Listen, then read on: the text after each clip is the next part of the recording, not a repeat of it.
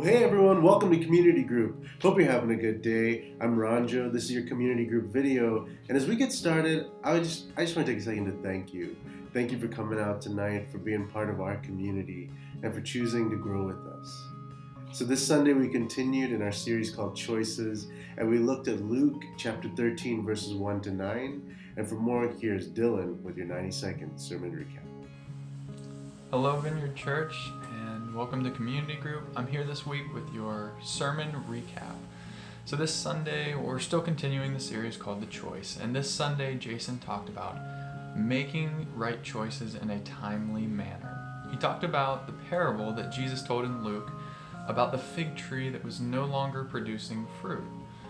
Now the owner of this vineyard came and said, "Pull this tree up, cut it down, make room for a tree that will produce fruit."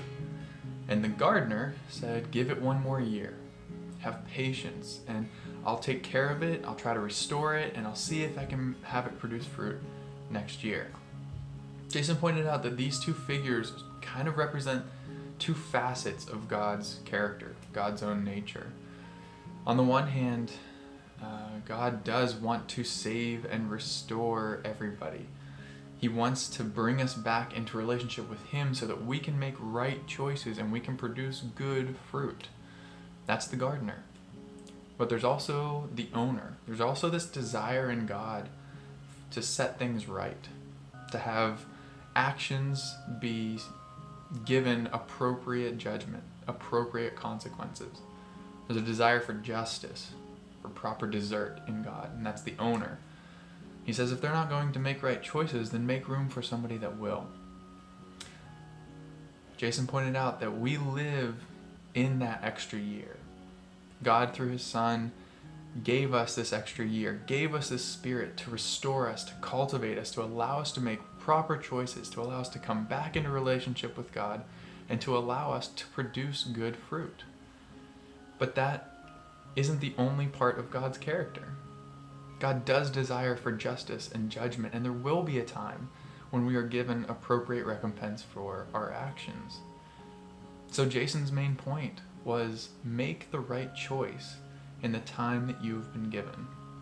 Recognize these two parts of God's character. Recognize where you stand in that timeline, and make good choices with the time you've been given. All right, thanks so much, Dylan. So the sermon on Sunday started with a letter from a parent to his children. And it was pretty scathing, but it got me thinking about some of the worst punishments I had received. So that's your first question for tonight. What is the worst punishment you received growing up, and what did you do to get it? Go ahead, have some fun, share some stories.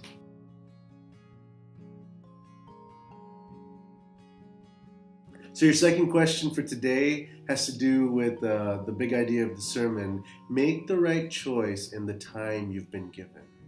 So what choice do you need to make today to be right with God? Go ahead and take a couple minutes just to ponder that. Allow the Holy Spirit to speak to you. Maybe you were already convicted about it in church, but answer that in your group. What choice do you need to make today to be right with God?